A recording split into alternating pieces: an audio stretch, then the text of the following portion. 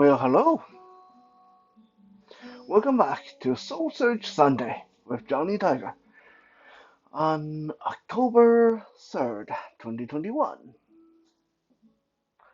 Today was a busy day and very special because today was the third year anniversary. Me and my beautiful, intelligent girlfriend, me and Kitten, have been together. Feels almost like the second year, actually, because last year, due to COVID, we didn't get to see each other for the whole year. So it was almost like everything got put on hold, everything got put on ice, even though we still talked every day. Uh, but you know what I mean. It just feels like uh, we missed a year in there somehow, somewhere. So today we went out shopping, and I was a dutiful boyfriend carrying bag, walking behind, and we actually had a good time. We got very good help at the shopping center, and they had a security guard that walked around the shopping center, helping us from going from store to store. That was really good. And after that, we dined in at the Cactus Club Cafe, which is pretty decent food. I had a beautiful 11-ounce New York steak, and Kitten had salmon. So, yeah, overall, a very good day.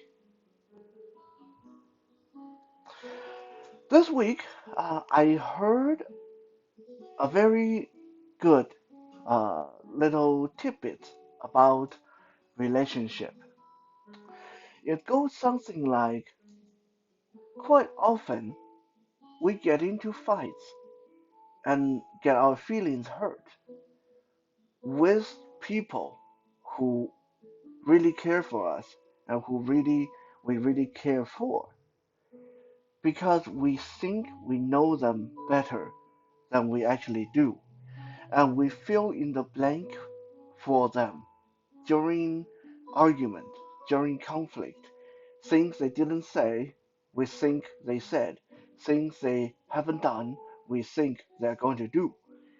So we tend to jump the gun and reach a lot of unnecessary assumptions and conclusions, which blow the whole situation out of the water.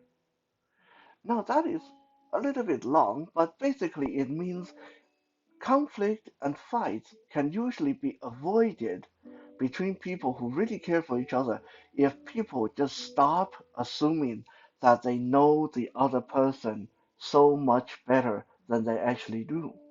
If people stop trying to fill in the blank, either in the conversation or in their head, with regarding to how the other person feel, what the other person said, what the other person did, or what the other person haven't said but is probably thinking about. I mean, that is probably one of the most ridiculous things that I personally hate when it's done to me. It's when someone I really care about or someone that we know each other really well, and then we get into an argument, and that person say, "Okay, go ahead, say it. I know you're thinking about it." While I have not even begin to think about what they say I'm thinking about, and I feel like they are just assuming, trying to look for a fight, trying to look for a problem when there's no problem. I myself have done the same, of course. And today, I'm going to talk about one such incident in my life that happened between me and one of my best friend, uh, and it actually changed the nature of our friendship to a point that even though we are still best friends today, this friendship just have never not been as pure and as naive and innocent as prior to this incident.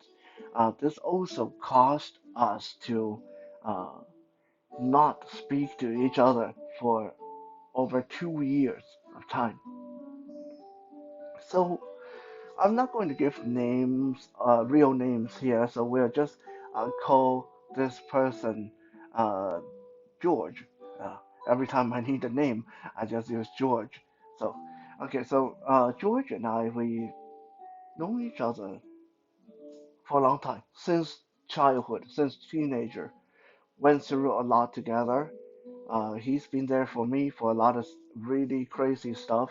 I've been there for him for a lot of very crazy stuff. So this was back in 2011 when, after a lot of hard work and a lot of sleepless night, George and I finally was able to sponsor uh, his wife to come to Canada. Of course, he did the sponsoring, but I did all the paperwork and all the translating and all the legwork and all the phone calls. So anyway, it was a this was a team effort, and that's how George and I always been. Is a lot of time when we uh, did things together, helping each other. It's like this fantastic teamwork. Needless to say, both of us believe that we knew each other really, really good, and in some ways we really did, because we've gone through so much together. You can say that even though we neither of us have been to the battlefield, we were like old comrade because we've done so much, been through so much together. So after George's wife got to Canada, of course, that changed the whole dynamic of that friendship. For over 10 years, it's George and me. We go out, eat together, we have things to do, we do it together. We got bored, we hang out together. It was that dynamic, and suddenly, there's a wife in the picture. And while for the most part I had no issue with it, there was one thing that was starting to grate on my nerve after 3 or 4 months. Uh, I usually uh, usually made a little bit more money than George. My living arrangement was always a little bit more comfortable. So while it's not an every time thing, during our association, I tend to be the one who would say, "Hey, let's go for lunch," and George would say, "No, man, that's so expensive," and I would say, "No, it's okay. No, I'm me this time." Like I say, it's not an every time thing, and George did buy his fair share of lunches and dinners, but I would say I probably uh, got the lion's share of paying the bill for meals through our 10, 15 years of friendship. And I was fine with it. But suddenly, it's no longer just George. Suddenly, every time we went out for lunch, every time we went out for dinner, every time we went out for to get this or that, there's a wife in the picture, which means George still was financially as awkward as ever. So I would try to pay the bill, but I was starting to feel a serious financial pinch because suddenly I'm paying for two. If George pick up the tab, he's only paying for me and then of course his own wife. But then when I picked up the tab, I'm paying for George and his wife. Uh, Suddenly, it's no longer just me giving George birthday gift. It's me giving George birthday gift, me giving George's wife birthday gift, me giving both of them Christmas gift, and so on. You get the picture. It quickly became a financial strain on me. So one day, One day I had a serious talk with I told George, I said, hey, look, I need to talk to you about something. It's a little awkward, okay? I really hate having to say this, but it need to be said. Uh, I don't mind paying for you, man. I really have no problem with that, and you know that. But y- I'm having a little bit of a issue when every time it's me paying for the two of you, and it's not that I'm unwilling. Okay, you know, if I had the money, I'd be totally okay. But this is seriously creating uh, a really tight situation for me. Uh, so I hope you understand. Like, no, when we go out in the future, I hope that we will, if it's the three of us, then we just take care of our own bill. At the time, George said, "Yeah, yeah, dude, I know, I understand. Yeah, yeah, it's okay. No, I understand. That's fine. That's fine. No, it's okay. You don't have to feel awkward." He was really understanding about it. So we let this conversation pass.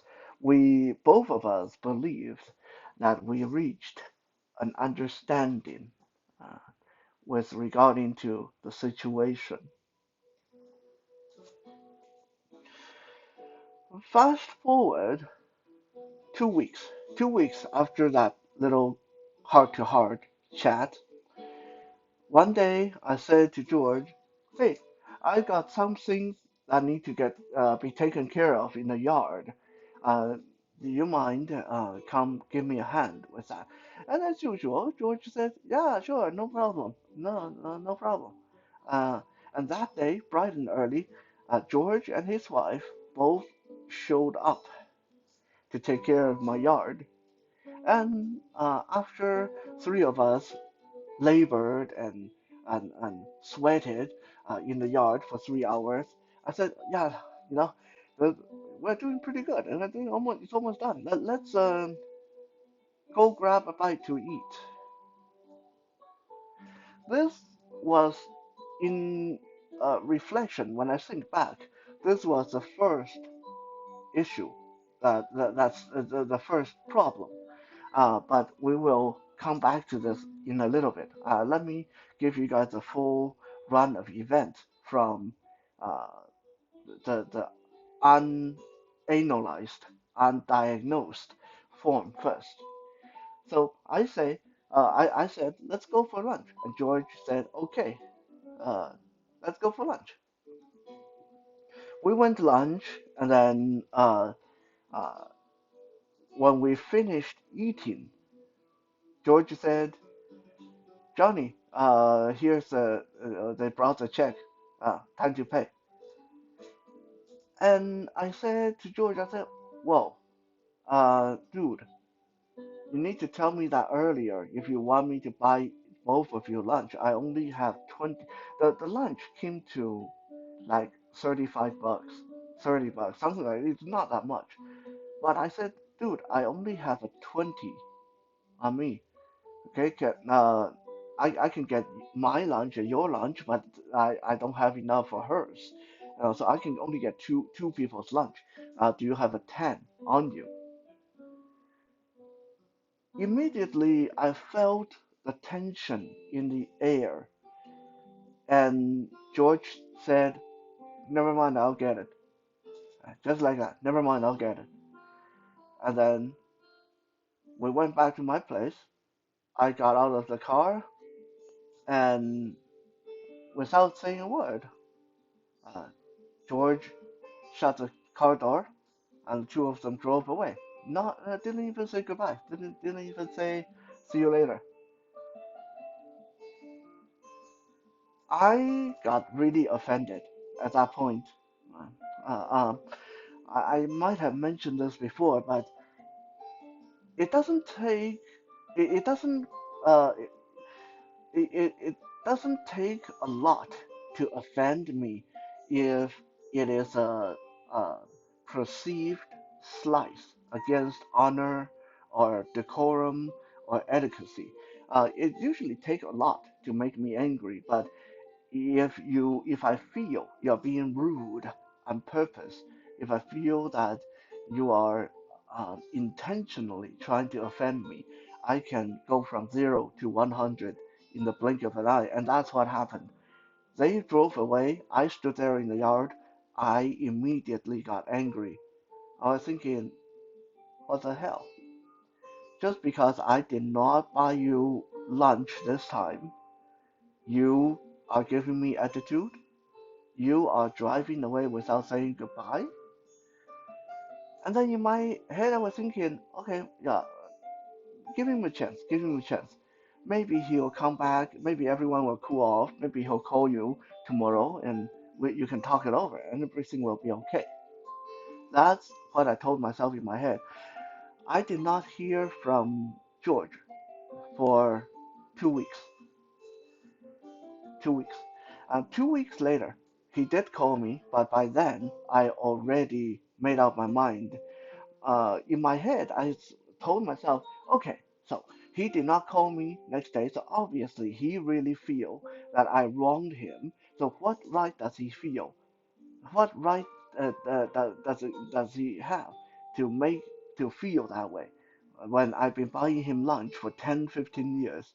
He's feeling so angry about me not buying lunch this time that he's not even going to call me back next day to apologize for his rudeness. Well, fine. If that's the way he feel, then I don't need a friend like that. By the time he called me back 2 weeks later, I already made up my mind that I did not need a friend like that. In my mind, I already made up all kinds of scenarios. I felt that he was rude and that he dared to hold a grudge and that he dared to give me attitude and so on and so on. So needless to say, long story short, 2 years we did not talk to each other. 2 years I wouldn't answer his call. I wouldn't respond to his email. I just decided that this was ridiculous. I do not need someone like that in my life. If all it takes for him to be rude and to be inconsiderate was for me to not buy him lunch that one time, then I don't need someone like that. 2 years. 2 years later, finally one day, George knocked on my door, and I'll be honest, that was like the 30th, 40th time he came around to my place and knocked on my door. And as much as cold-blooded as I could be, I finally couldn't take it anymore. I figured that wow, the guy's trying so hard. I should maybe listen to what he has to say. I opened the door. I said, "What do you want? What do you want? You want to give me attitude because I didn't buy your lunch that time? You want to make it feel like I wronged you so much? Why are you knocking on my door?" George said, "Look, I think both of us messed up. Can I just come in and if after we talk you still feel this way, then I won't bother you anymore." So I said, "Okay, come on in. Let's see what you have to say." He came in and we talked, and then he asked me. He said, "So what? Why are you mad at me? Exactly, why are you mad at me?" I said, "Well, I am mad at you first because you drove away without even saying goodbye, and I feel that you did not have the right to act that way just because I didn't buy you lunch one time." And George said, "Dude, I drove away to stop my wife from saying something rude to you. I didn't drive away because I was angry. I drove away because she was angry. She thought that you intentionally embarrassed her, knowing that she's new in this country and she had no money. You intentionally embarrassed her by not wanting to pay for her lunch. She thought that's what was going on. I had to drive away so I can explain things to her uh, without her saying something to offend you, to jeopardize our friendship. I wasn't mad at you. We had our conversation. I knew what you would do. I knew. So I wasn't mad at all. I was trying to save everyone a bit of embarrassment by taking her out of immediate range of your vicinity. I said, okay, fine. Let's say I believe you then. How come you didn't call me next day or the day after? What was that? You just drove away without goodbye, and then you called me like two weeks later. And then George said, "Man, I went home that day and everything just fell apart. My parents suddenly lost their house and I needed to help them to find a place to live and then suddenly they wanted to move back to their own country. They didn't want to stay here anymore. So everything had to be done now. It wasn't until 2 weeks later that I realized that we haven't spoken for 2 weeks and I thought you might be mad at me even though I didn't know why. So I tried to call you, but then you weren't answering my call.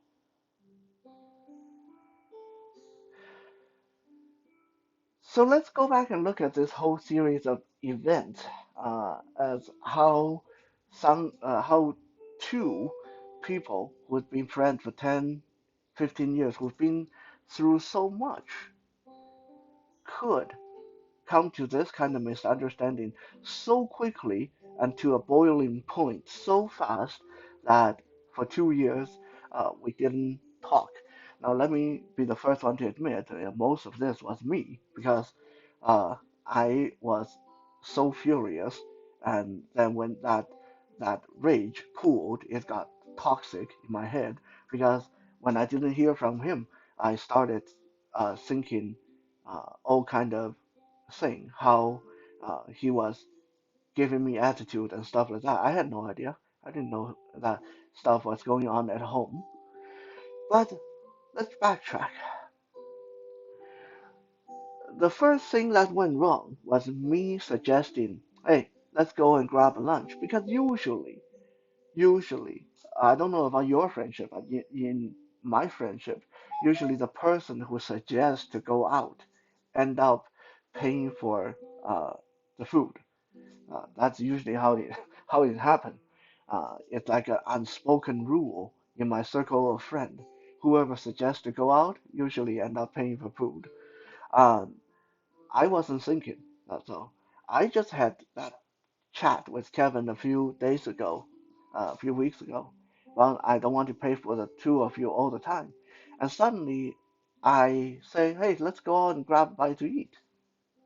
I was sending out conflicting messages uh, to especially his wife, who was not privy to the previous conversation. She did not know that I had that talk with him about not wanting to pay for the two of them all the time. She didn't know that happened. So, from her point of view, I intentionally asked them to go out for lunch. And from her point of view, they've been helping me all morning cleaning the yard. And now I'm offering to go for lunch. Obviously, I was paying. That was no brainer from her point of view. And then we got to the restaurant and then we started eating. I said nothing about we paying for our own bill the whole time because I assumed, from my point of view, I assumed that I already had that conversation with George and nothing else need to be said. Uh, we had to talk and we agreed. So you pay for yours, I pay for mine. That was my assumption. Now, from her point of view, from George's wife's point of view, it was a no-brainer too. We help Johnny clean the yard, and Johnny take us out for lunch. Johnny's paid.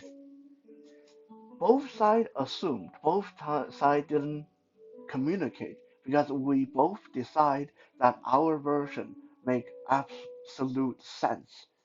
There's nothing that need to be said. After lunch, when it's time to pay the bill, when they shoved the bill in my face and asked me to pay, I did not react as diplomatically as I could because I immediately assumed that George was going back on our agreement. What the heck, man? I already had to talk with you 2 weeks ago, and now you clearly disregarding what I said. You want me to pay, or what's going on? So immediately I was resentful. So I said, I have money to pay for two. I don't have money to pay for three. Uh, that could have been worded a lot better.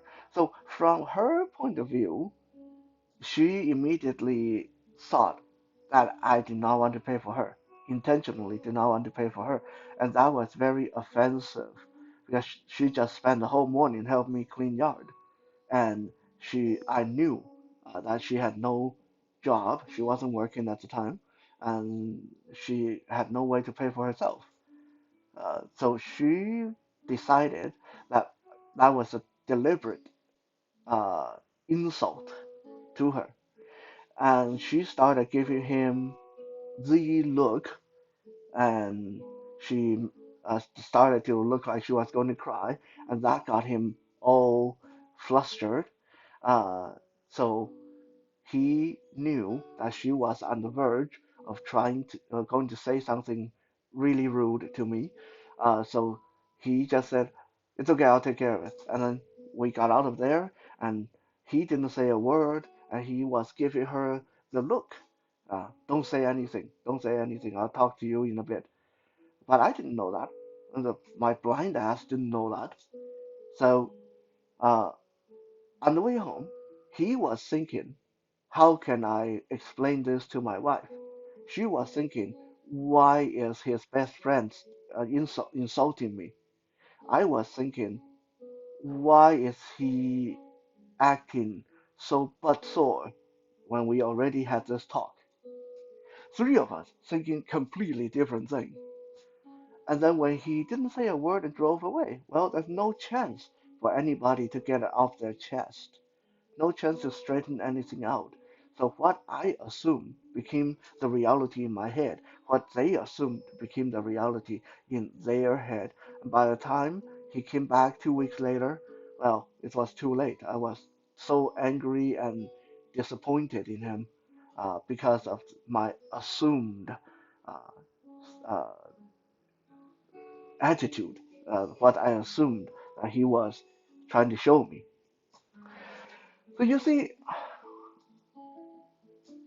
she and I didn't know each other well, but him and I, we've been through so much that we presume that everything could be sorted out. He assumed that nothing big was going on. I would understand. 2 weeks later, what's the matter? No big deal. He assumed that I knew what was going through his mind, what was going her mind. I assumed that uh, he was giving me attitude. Uh, both of us ended up feeling hurt and betrayed and angry uh, for things that totally was never said, things that totally never happened, things that totally didn't occur to each other. So I was very fortunate that he was loyal enough as a friend and dedicated enough to spend so much time trying to get in contact with me because otherwise, if it was up to me, we would still not be talking today. And thinking about that, I definitely have to soul search. I definitely have to reflect on maybe when I get angry, maybe when I let that anger fester, I shouldn't just fly off the handle and make my mind up that way, because I could have lost a lifelong friend just right then and there. Like I said, that experience did cast a shadow on our friendship, uh, because by the time we became friends again, 2 years later, a lot have changed. Personality changed, lifestyle changed, so we were not quite the same people we once were. But the fact that we can still call each other best friend today is uh, very fortunate, all in its own. So next time, When you feel hurt, disappointed, wronged, angry, frustrated because of something that a loved one might have said or done or showed you or acted, maybe it's good to take a step back and really think, did they really say this? Or did I make this up? Am I filling in the blank for them? Maybe rather than trying so hard to fill in the blank because we think we know the person so well, it's best to just leave the blank be blank and let them fill it in themselves. Thank you for checking out today's Soul Search Sunday. We'll be back again tomorrow for Music Monday. For now, have a good night and happy anniversary to Kitten and myself.